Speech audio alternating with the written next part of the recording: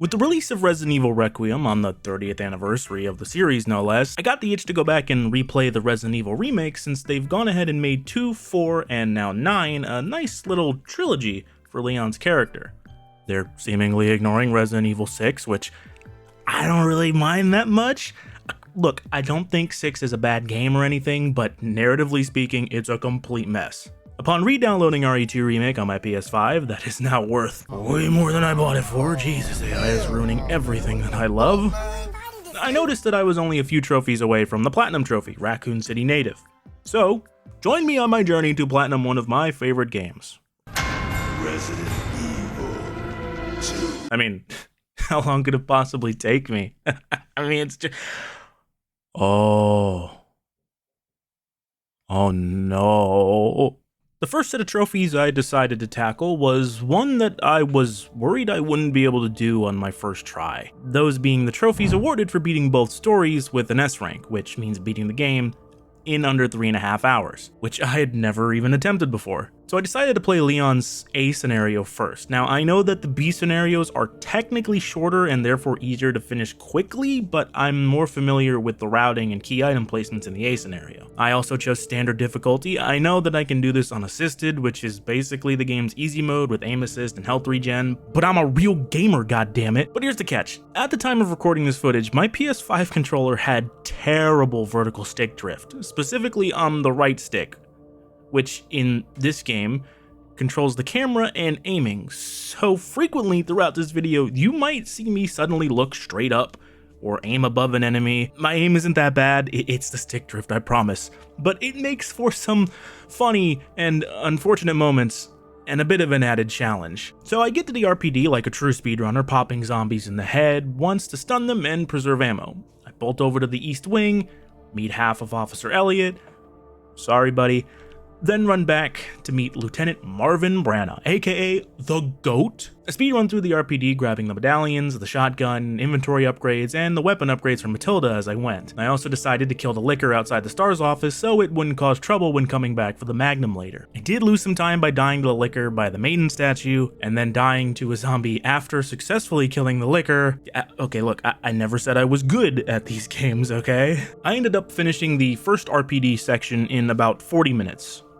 Now, it's time for our first fight with old Willie G. Birkin, and surprisingly, I beat him on the first try. I meet Ada, and then watch poor Ben get his head crushed like a grape. I grab the diamond key from the morgue, grab the first electrical part, get the power back on, and head back into the RPD for round 2. I find Elliot's other half, and put his zombified self down humanely, along with my goat Marvin. R.I.P. my goat. I grab the other key for the keypad to grab another inventory upgrade. This puzzle always gets me, because in real life, you can just press the key without the keycaps. Like, you don't need the keycaps, Leon. Anyway, I make it to the roof, grab the club key, put out the flaming helicopter, and you know what comes next.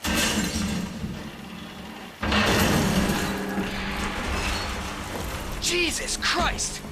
That's right, Mr. X is now stomping around the RPD as an unkillable roaming threat. I go down to the interrogation room, grab the ornate box, and have X try to give it to me.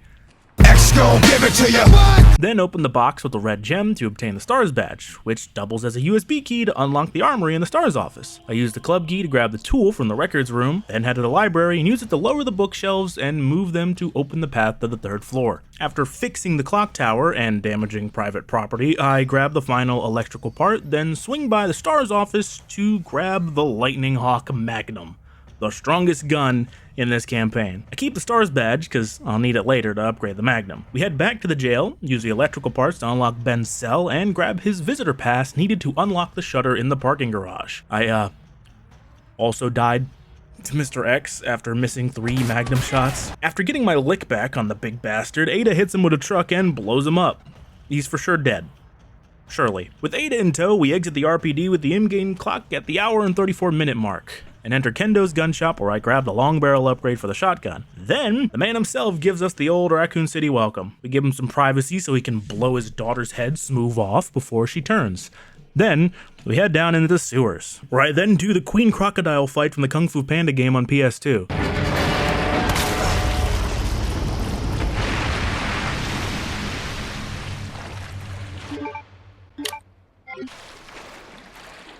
Chew on that. You overgrown son of a bitch. Aw, it's baby's first one-liner. We find Annette Birkin, and Leon takes a bullet for Ada. We then play as Ada going after Annette. And I attempted to get the trophy One Slick Super Spy, which is for completing this segment only using Ada's hacking device, but I failed because I didn't realize that using sub-weapons disqualified me from getting it, and I accidentally used a flash grenade. So I'll have to try that again on another playthrough. After escaping Mr. X and almost being incinerated, Ada gets injured and trapped by Annette. After that, Leon wakes up and I make my way deeper into everyone's favorite area of the game, the sewers. Here resides the most disgusting enemy in the game, the G-Adult. These things they're just bullet sponges and I don't like them. They're gross. I grab the stock upgrade for the shotgun, grab another inventory upgrade, and the sewer key, before heading into Biomass Central, killing 2 G-Adults along the way. I solve the puzzle to grab the king and queen pieces along with the flamethrower, which makes the G-Adults a cakewalk since they're weak to fire. I use the sewer key to unlock the room with the secret elevator that leads back to the RPD, and use Star's badge to unlock the case with the extended barrel for the Magnum. Then I solve the chess piece puzzle, turning the power on the room Ada's trapped in, triggering round 2 with old Billy Birkin. This fight has another trophy that I'm missing tied to it, titled Gotcha, which is achieved by only using the crane once to win the fight. Thankfully, it's a damage threshold that triggers the cutscene to end the fight, so I just pump some Magnum rounds into him to drop him to one knee and pepper him with the flamethrower and handgun bullets to end the fight in one crane swing, earning the Gotcha trophy. I save Ada and take the cable car down to Nest with 2 hours and 23 minutes on the clock, which means I have roughly 1 hour to beat the game to get the S rank. Thankfully, Nest is pretty straightforward. I get through the cafeteria to the nap room, grab the level 2 ID badge from what's left of Dr. Lee, then head to the east area that is pretty uneventful. I synthesize the herbicide, grab the item to turn the power on, freeze the herbicide in the cryo lab, then head back to give Plant 43 a Lethal dose of poison. and grab the level 3 ID badge. Why do I hear DMX?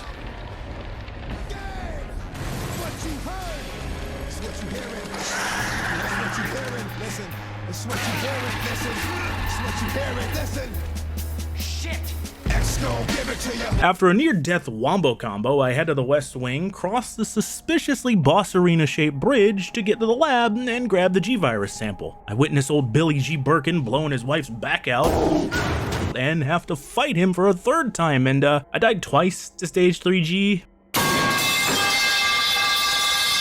I also didn't realize that selecting continue keeps the in-game clock ticking, but I got him on the third time. I watch Ada fall for Leon.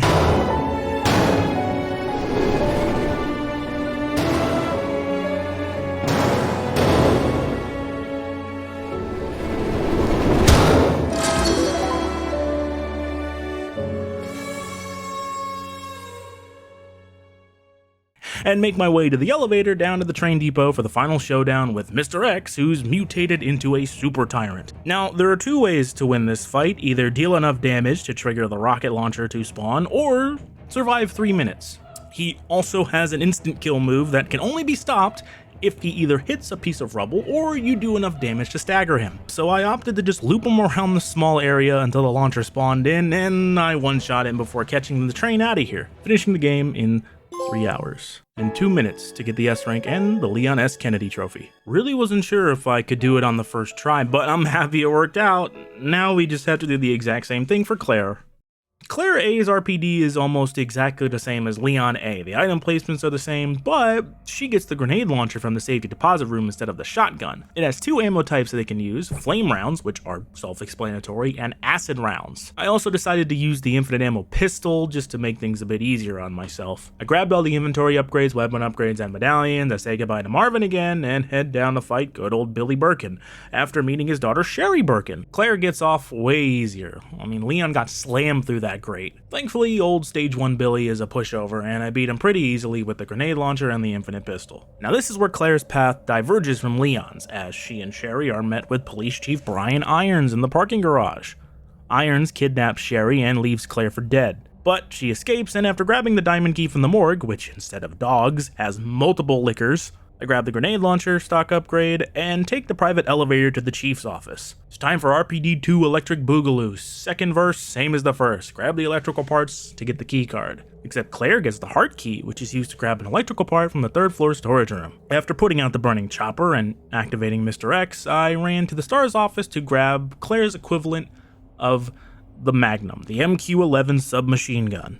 This thing eats zombies' legs for breakfast. I used the heart key to get into the records room to grab the tool, used the tool to move the bookcases to get to the 3rd floor, solve the clock tower puzzle, and nab the second electrical part. Sound familiar? I solved the familiar electrical puzzle in the chief's office to grab the key card and transitioned into Sherry's section at the Raccoon City Orphanage with 1 hour and 14 minutes on the in-game timer. I know a lot of people don't like this section, but I don't mind it as much after playing it a lot of times for the Young Escapee trophy, which you get for escaping the first room in 60 seconds or less. Now on paper, this isn't crazy. You grab the doll on the chair, examine it to grab the block from inside, insert the block to start the puzzle, match up the patterns, and get the scissors and escape.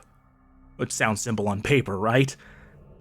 And it should have been, except that every time you get to this section, the blocks are randomized. And what I didn't know was that when you would reload a manual save, the game would re-randomize the blocks, but it doesn't if you reload an autosave for some reason, and I didn't learn that until after 30 minutes of attempts. But I did finally manage to memorize the moves needed to solve the puzzle fast enough to get out in time to earn the trophy. I try to grab the key from Chief Iron's study, ignoring the mayor's obviously dead daughter on the table, get caught, give him chemical burns, and run away to hide from a pissed off Chief Irons. This section is pretty easy. You just kind of sit here and hide from him until he eventually runs off to the bathroom to rinse the chemicals off his face. You sneak up, grab the key to start a chase sequence where this fat old man suddenly starts sprinting like an NFL linebacker at this 12-year-old girl. Turns out the front door is also chained shut, so Sherry tries to lock him out of the hallway to his study, but he uses an axe to break the door down. Sherry gets caught, but her dear old dad, Billy Birkin, shoves his slimy tentacle down Iron's throat, saving his daughter. Maybe. We switch back to Claire, and I make my way back to the parking garage, use the keycard to open the shutter, and oh hey X. After giving X the slip and dealing with some dogs, we make it to the orphanage and witness the miracle of childbirth. I find Sherry and run from Mr. X, and just when it looks like he's got us cornered, old Billy Birkin shows up out of nowhere and gives it to X and sends us careening down into my favorite area of the game, the sewers. This time we've got to save Sherry by solving the exact same puzzle as Leon. So I'm just going to skip this section entirely, and the boss fight for the sake of time. It's the exact same, except Claire gets the spark shot instead of the flamethrower. Turns out Sherry has been implanted with a G-Virus embryo, which has the bonus of giving her heterophobia. Or, now that I look at it, it's more like a bad case of pink eye. I bring Sherry down to the nest in the hopes of finding an antiviral to save her, and Nest plays exactly the same as Leon A's scenario, so I'll just skip through it for the sake of time. It took me 40 minutes to beat Stage 3G. Thankfully, I reloaded my save after each death to keep the in-game timer from counting up. I did get better at this fight as time went on though. I was dodging like I was playing fucking Dark Souls. I get the cure over to Sherry and she watches her mom die. It was very sad, but say goodbye Sherry because we got to go before this place blows up. I gotta survive against some Ivies while Sherry crawls through a vent to unlock a door from the other side. And after she unlocks that door, we run all the way to a train platform. I grab the power source from inside the train, grab the conveniently placed minigun, and start the elevator's descent where we begin Claire's final boss fight against Stage 4G. This fight is honestly pretty fun. You dodge his attacks and light him up with the minigun. He does have this cool attack where he'll scale the side of the elevator shaft to dive bomb you, but if you just lay into him enough, you can knock him down. After killing old Billy G, for good this time, for sure, we end the game with a time of 2 hours and 51 minutes and 42 seconds to earn the sizzling Scarlet Hero trophy. With those two out of the way, it's time to tackle the trifecta. Frugalist, which is beating the game without healing, Minimalist, beating the game without using the item box, and finally a small carbon footprint, which is for beating the game in 14,000 steps or less. I started with Frugalist. Yes, it's possible to do all 3 of these in one playthrough, but I am not a sadist. This was originally going to be just a cleanup run to get any missing collectibles, but towards the beginning I decided to make it a no healing run as well. I also decided to equip the infinite rocket launcher from the DLC to make this easier. Don't judge me if you want, but it's my video. I blast my way through RPD taking no damage, beat old Billy Birkin easily, and everything was going fine until this happened. I got bit by a Cerberus, bringing me to half health. Not good, but not terrible either. I can still manage with 2 hits. I head back into the RPD and put down Marvin as humanely as possible. Rest in peace, my granny, she got hit by a bazooka. Yeah, I think about it every time I hit the hookah. RPD-2 Electric Boogaloo goes smoothly since I can bring Mr. X down to 1 knee with a single rocket, making him a non-issue. X ain't giving it to nobody on my watch. That is until I forget about the lickers that spawn in the west hallway and take another hit, putting me into danger. So now I have 2 options since I can't heal. I either reload my save, undoing all of my progress up until this point, or beat the rest of the game in 1 hit. I mean, if you really think about it, it's an even playing field now. I kill everything in 1 hit and I die in 1 hit, so I soldiered on and grabbed both the electrical parts to get the parking pass and headed down into the sewers. Sewergator was easy and I actually managed to complete Ada's segment with only the hacking device to earn the 1 slick Super Spy trophy. Now I get to do my favorite part of the game, the sewers, with only 1 HP this time. Thankfully, I've learned this area by now and have gotten pretty good at it. I also learned that if you stand under this fan in the power room, old Billy can't hit you for some reason. A couple rockets and 1 crane hit later, Billy G. Birkin goes tumbling into the abyss. Down to the nest we go, and everything goes well until the 3rd Billy fight, where I miss a point-blank rocket shot due to Sony's cheap potentiometers and die before I lock the fuck in.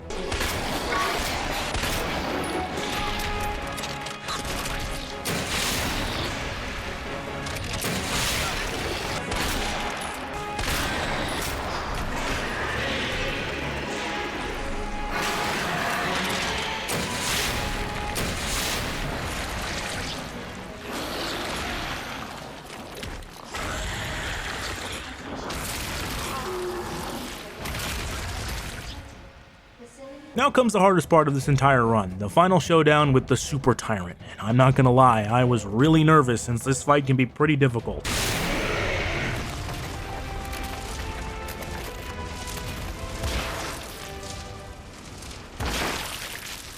Huh.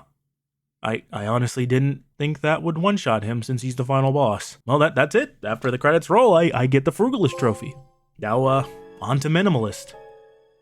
I once again decided to kill 2 birds with 1 stone and play Claire's B scenario to get the last 2 missing files that are exclusive to this campaign, those being Leon's letter to Claire and Leon's memo for the Lore Explorer trophy. I did decide to do it on assisted difficulty this time around because I was getting pretty tired by this point and was hoping that the aim assist would offset the stick drift. The hardest part about the Minimalist challenge is that you have to be very particular about what weapons you grab because you can't just deposit them into the box for later use or discard them. So I plan to use only 5 weapons. Claire's 6-shooter because you start with it and it gains the ability to fire high caliber rounds after some upgrades, putting it almost on par with the Lightning Hawk. The Quick Draw Army, which is a revolver exclusive to this campaign, grenade launcher, and the MQ-11 submachine gun. Now Claire B actually picks up after Leon and Claire meet at the fire escape before the crashed helicopter explodes. The glaring difference of the B scenarios are item placements and enemy spawns, like how there are zombies in the main hall and Marvin is already a zombie. Also, there's a licker right away in the west hall. After grabbing the detonator, my stick drift is just getting worse. I mean, my camera is flicking upwards almost every time I ease up on the right stick. I power through though, grabbing the STARS badge and the weapons locker keycard for the grenade launcher. Then I make my way to the STARS office to grab Leon's memo, battery for the detonator, and the MQ-11, but there's one other big difference with the B scenario I forgot about.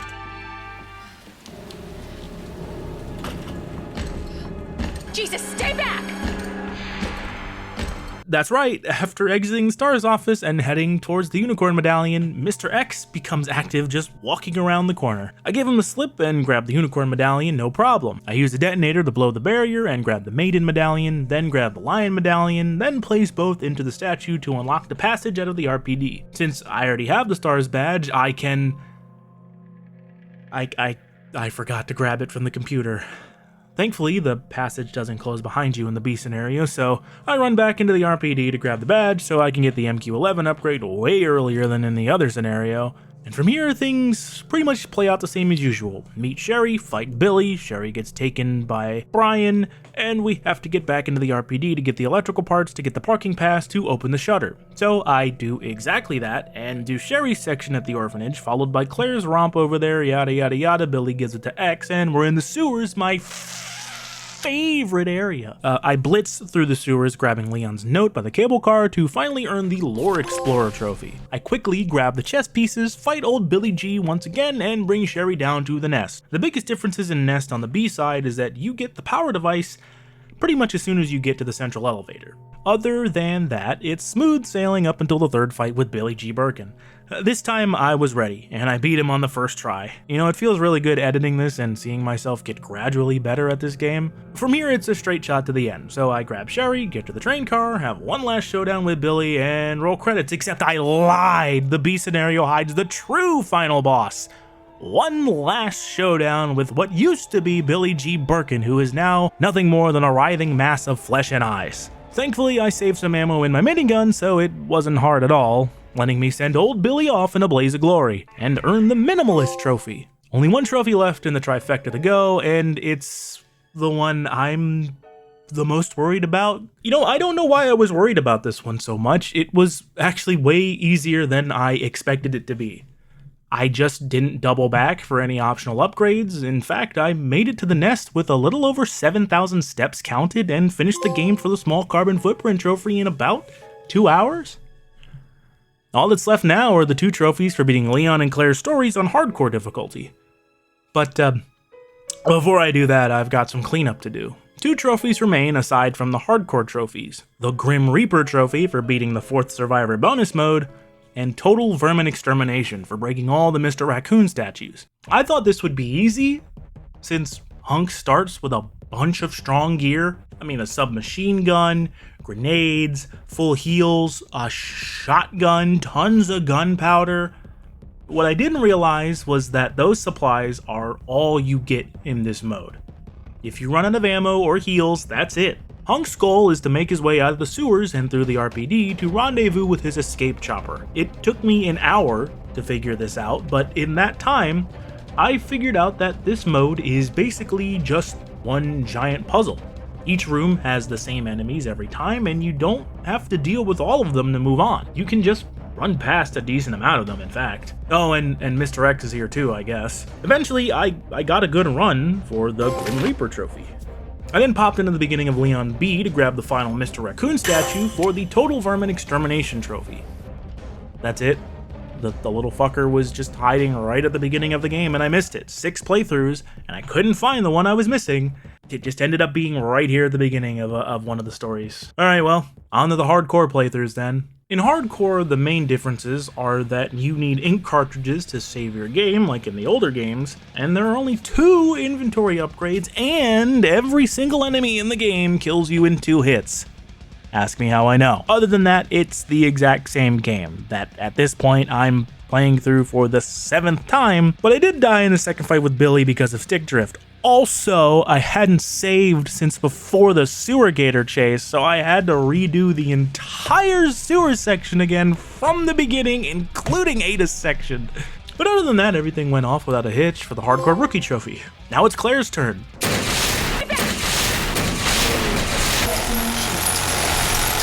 Bada bing, bada boom, hardcore college student, and finally the platinum trophy, Raccoon City native. This whole ordeal was simultaneously more fun and more challenging than I expected it to be. This is one of my favorite games, and I do feel like I've gotten a lot better at it because of this. And I'm pretty much an expert now. Maybe I'll try Resident Evil 3 Remake next.